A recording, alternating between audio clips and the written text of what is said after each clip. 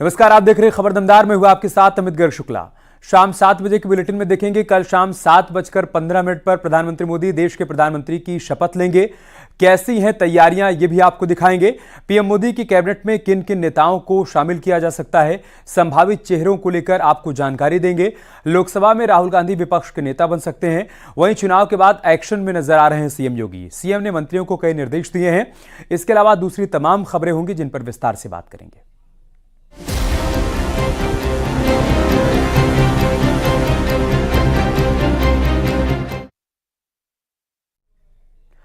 तो प्रधानमंत्री नरेंद्र मोदी कल शाम 7:15 पर तीसरी बार प्रधानमंत्री पद की शपथ लेंगे। राष्ट्रपति भवन में शपथ ग्रहण का कार्यक्रम होना है। 18वीं लोकसभा में एनडीए को मिली जीत के बाद राष्ट्रपति ने पीएम मोदी को सरकार बनाने के लिए आमंत्रित किया है। पीएम मोदी के शपथ ग्रहण को लेकर दिल्ली में सुरक्षा बेहद कड़ी कर दी गई है। सुरक्षा के पुख्ता इंतजाम किए जा रहे हैं। तैयारियों को अंतिम रूप दिया जा रहा है। कल शाम 7:15 पर तीसरी बार नरेंद्र मोदी देश के प्रधानमंत्री के तौर पर शपथ लेंगे।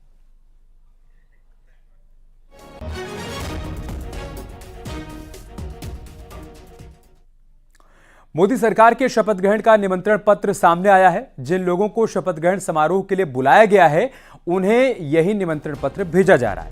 निमंत्रण पत्र की पहली झलक आप न्यूज़ 18 पर देख रहे हैं। यही वो निमंत्रण पत्र है जो कि तमाम मेहमानों को भेजा जा रहा है। तमाम खास मेहमानों को बुलाया जा रहा है।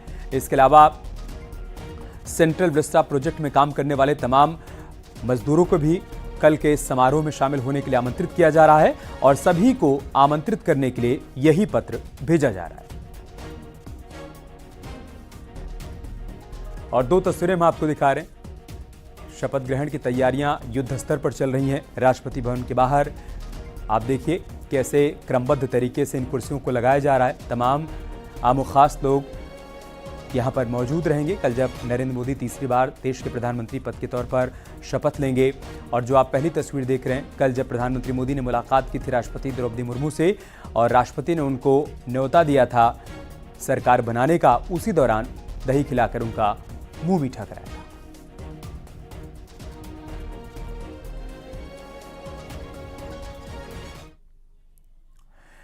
मोदी मंत्रिमंडल में यूपी से कौन कौन से चेहरे शामिल होंगे, इसको लेकर कई नाम आगे चल रहे हैं। सूत्रों के मुताबिक यूपी से 6 मंत्री बनाए जा सकते हैं।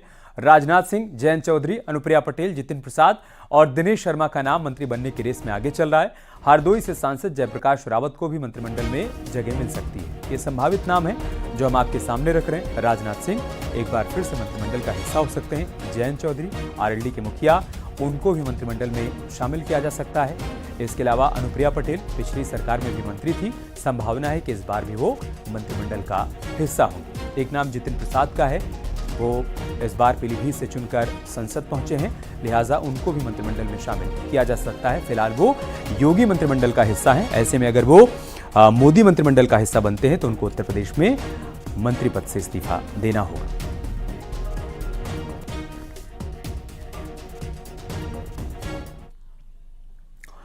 यूपी के अलावा मोदी मंत्रिमंडल में एनडीए के सहयोगी दलों के संभावित चेहरों के नाम भी सामने आ गए हैं। सूत्रों के हवाले से खबर है कि आंध्र प्रदेश से राम मोहन नायडू को मंत्रिमंडल में शामिल किया जा सकता है।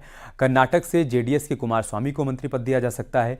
यूपी से अनुप्रिया पटेल और जयंत चौधरी को मंत्रिमंडल में शामिल किया जा सकता है। इसके अलावा बिहार से ललन सिंह, चिराग पासवान, संजय कुमार झा, रामनाथ ठाकुर, सुनील कुमार, कौशलेंद्र कुमार और जीतन राम मांझी का नाम भी शामिल है, जिन्हें मंत्रिमंडल में शामिल किया जा सकता है। इसके अलावा महाराष्ट्र से प्रताप राव जाधव या फिर श्रीरंग बरने को कैबिनेट मंत्री का पद दिया जा सकता है। इसके अलावा धैर्यशील संभाजीराव माने या फिर नरेश महस्के को राज्य मंत्री बनाया जा सकता है।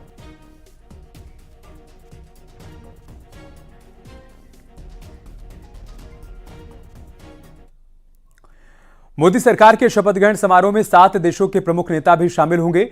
विदेश मंत्रालय के मुताबिक श्रीलंका के राष्ट्रपति रानिल विक्रमसिंघे, मालदीव के राष्ट्रपति मोहम्मद मुइजू, सेशल्स के उपराष्ट्रपति अहमद अफीक, बांग्लादेश के प्रधानमंत्री शेख हसीना, मॉरिशस के प्रधानमंत्री प्रविंद कुमार जुगनौथ, इसके अलावा नेपाल के प्रधानमंत्री पुष्प कमल दहल और भूटान के प्रधानमंत्री शेरिंग तोपगे शपथ ग्रहण समारोह में शामिल होंगे।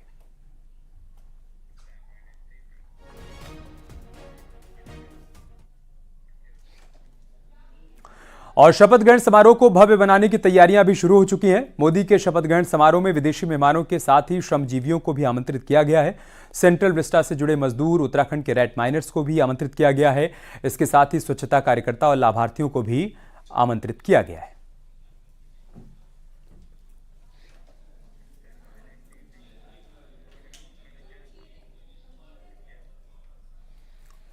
मोदी सरकार के शपथ ग्रहण के बाद बीजेपी अध्यक्ष जेपी नड्डा के आवास पर डिनर का भी आयोजन होगा। डिनर में बीजेपी के सभी सांसद, पार्टी के पदाधिकारी और बीजेपी शासित राज्यों के सभी मुख्यमंत्री भी शामिल होंगे।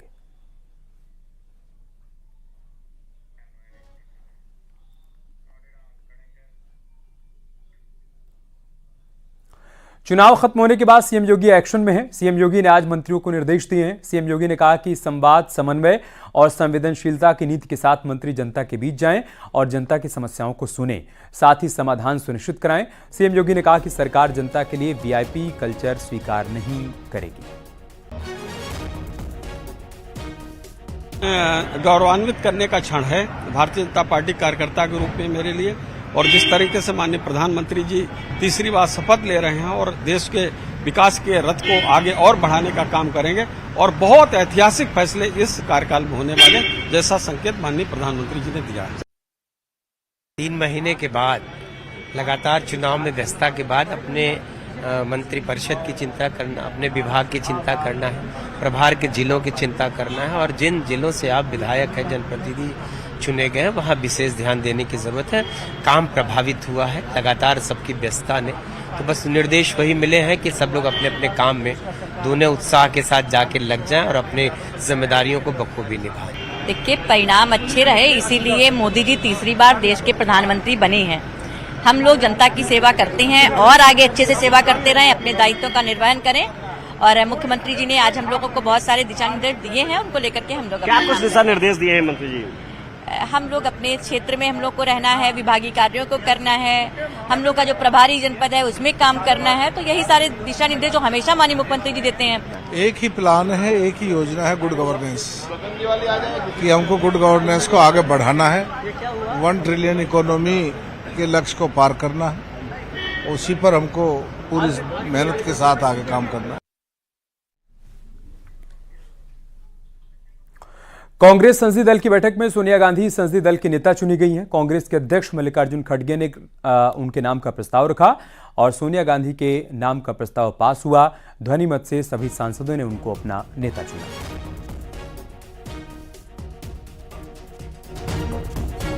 ये तो बहुत बड़ी बात है, अच्छा है। हमारी लीडर फिर से सीपीपी लीडर बनी और हमको मार्गदर्शन करते रहेगी। और इससे बड़ा क्या हो सकता है, जो इंसान पार्टी के लिए पूरी अपनी खुशियां छोड़कर पार्टी की सेवा कर रही है, तो इसलिए मैं तो उनको सैल्यूट करता हूँ। ऐसे उनके तकलीफात में भी उन्होंने अपने सब काम पीछे रखकर देश के लिए वो पूरी ताकत लगा रही है। नए जो सदस्य आए हैं उनका इंट्रोडक्शन हुआ और इंट्रोडक्शन के बाद उन्हें बधाई दी गई।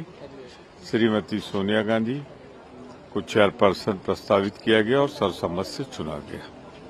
सर्वसम्मत से सबने एक ही अनुरोध किया है कि श्री राहुल गांधी जो आंख में आंख मिला के बात कर सकें, साहस से, निडरता के साथ, वो स्वीकार करें। और दिल्ली से हमारे सहयोगी शिवम इस वक्त हमारे साथ जुड़ चुके हैं, जो कि इस बैठक पर लगातार नजर बनाए हुए थे। शिवम, सोनिया को संसदीय दल का नेता चुन लिया गया, लेकिन क्या नेता विपक्ष को लेकर भी सहमति बन गई, उस पर फैसला लिया गया? देखिए, संसद की सेंट्रल हॉल में आज संसदीय दल की बैठक हुई थी। जैसा कि आपने बताया, सोनिया गांधी को नेता चुना गया। हालांकि सूत्र ये दावा कर रहे हैं कि इसी बैठक में सभी सांसदों ने फिर एक मत होकर राहुल गांधी से अपील की है कि वो लोकसभा में नेता का पद स्वीकार करें। हालांकि न्यूज 18 को मिले उच्च सूत्रों की जानकारी के मुताबिक राहुल गांधी ने फिलहाल सभी से कहा कि वो इसको लेकर चिंतन मनन करेंगे। सूत्र ये भी दावा कर रहे हैं कि राहुल गांधी एक विशेष रणनीति पर काम कर रहे हैं, जिसके तहत आने वाले समय में जिन राज्यों में चुनाव है वहां का कोई अगर लीडर ऑफ अपोजिशन बनता है तो राहुल गांधी को लगता है कि निश्चित तौर पर इसका फायदा मिलेगा।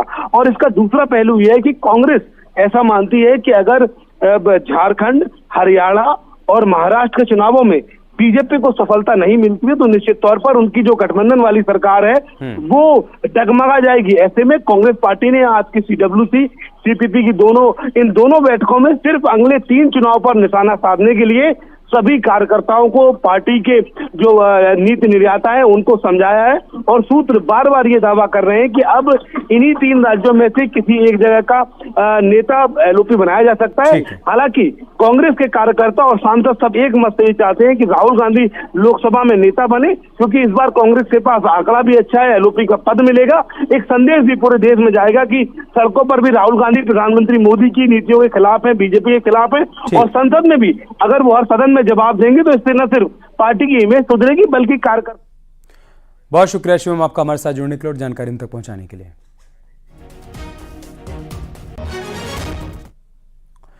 अमेठी से जीतने के बाद कांग्रेस के सांसद किशोरीलाल शर्मा ने दिल्ली में गांधी परिवार से मुलाकात की और जीत को लेकर बातचीत की। गांधी परिवार और किशोरीलाल शर्मा के बीच जो बातचीत हुई है वो आपको सुनाते हैं।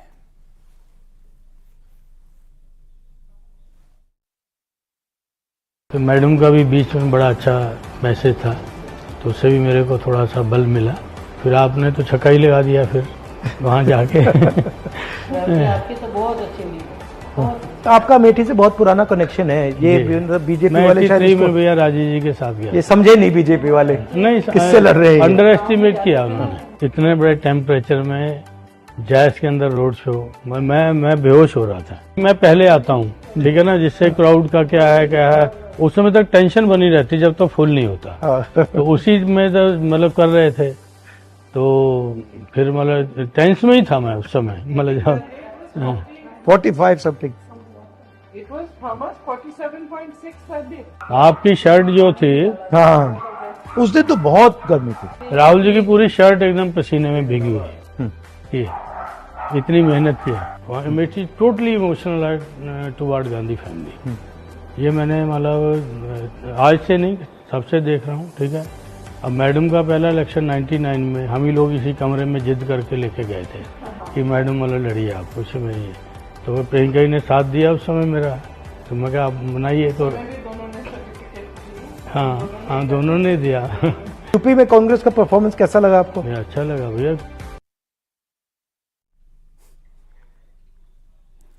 लखनऊ में समाजवादी पार्टी के संसदीय दल की बैठक हुई। अखिलेश यादव ने नवनिर्वाचित सांसदों से मुलाकात की और विपक्ष की आज की बैठक कई मायनों में बहुत अहम रही।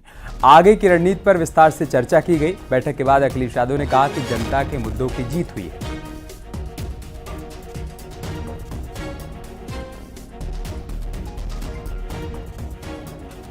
समाजवादी पार्टी देश के 3रे नंबर की पार्टी बन गई है, जहां पार्टी को इतना बड़े पैमाने पर जनता का समर्थन मिला है। वहीं समाजवादियों की जिम्मेदारी बढ़ गई है। जनता की एक एक बात, जनता की समस्याओं का उठाना, उनके हित में अपनी बात रखना। समाजवादियों का लगातार संघर्ष रहेगा लोकसभा में, जिससे ज़्यादा से ज़्यादा जनता के बीच में और उनके लिए सेवा कर सकें। मैं सबसे पहले तो सभी अपने समाजवादी पार्टी के सांसदों को बधाई देना चाहूँगी और साथ में उत्तर प्रदेश के सभी जनों का भी धन्यवाद देना चाहूँगी कि जहां उन्होंने एक सकारात्मक राजनीति का आज सहयोग करके एक भारी संख्या में लोगों को संसद में पहुंचाने का जो काम किया है, और मैं धन्यवाद देना चाहूँगी सब। अयोध्या की सीट बहुत महत्वपूर्ण है, उसमें जिस तरह से मैं समझती हूँ वो लोगों का लोकतंत्र में लोग अगर खुश नहीं होते हैं तो वो अपने प्रतिनिधित्व को अपने हिसाब से चुनते हैं। अयोध्या में भी यही हुआ है कि कहीं ना कहीं लोग नाखुश थे और उन्होंने अपना सांसद जो चुना है वो समाजवादी पार्टी का चुना। अयोध्या से एसपी के सांसद अवधेश प्रसाद ने कहा कि अयोध्या से एसपी की जीत रामनगरी के लोगों की जीत है। ये जीत अखिलेश यादव के निर्णय की जीत है। ये जीत जो है संवन फैजाबाद लोकसभा, जो अयोध्या धार्मिक नगरी, ऐतिहासिक नगरी, जहाँ पर भगवान श्री रामचंद्र की मर्यादाएं थी, अब ये तो पता चल गया होगा आपको ना, देश के जितने उनके मुख्यमंत्री हैं जितने महामहिम और एक बड़ी खबर प्रतापगढ़ से आ रही है। मौलाना फारूक की हत्या कर दी गई है। मौलाना की हत्या से हड़कंप मच गया है। जेठवाड़ा थाने के सोनपुर गांव में दबंगों ने मौलाना फारूक की हत्या कर दी। धारदार हथियार और लाठी डंडे से पीटकर फारूक को मौत के घाट उतार दिया गया। ये खबर हम आपको प्रतापगढ़ से बता रहे हैं। जेठवाड़ा इलाके का मामला है, जहां पर सोनपुर गांव में दबंगों ने मौलाना फारूक की हत्या कर दी।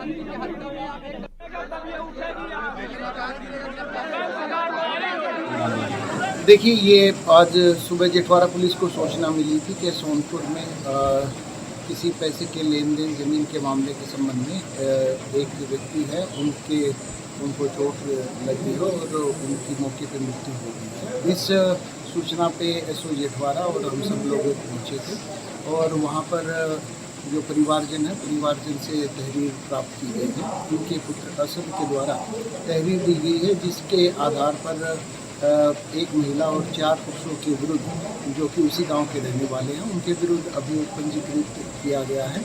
इसमें बॉडी को पोस्टमार्टम के लिए भेजा गया है। ग्रेटर नोएडा में अवैध कॉलोनियों को बुलडोजर चलाकर ध्वस्त किया गया। ग्रेटर नोएडा वेस्ट के तुसियाना गांव में अवैध कॉलोनियों पर बुलडोजर एक्शन देखने को मिला। 75,000 वर्ग मीटर जमीन को कब्जा मुक्त कराया गया। लगभग 500 करोड़ रुपए की कीमत जमीन को कब्जा मुक्त कराया गया है।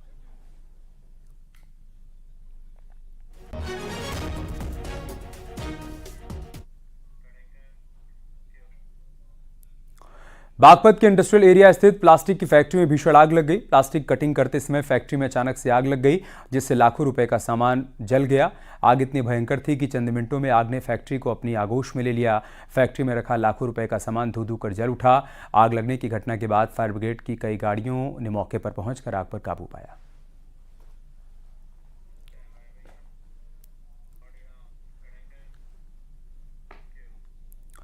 संभल पुलिस ने लालता प्रसाद हत्याकांड का खुलासा कर दिया। हत्या के आरोप में पति पत्नी को गिरफ्तार किया गया। वहीं हत्यारोपी की तलाश अभी चल रही है।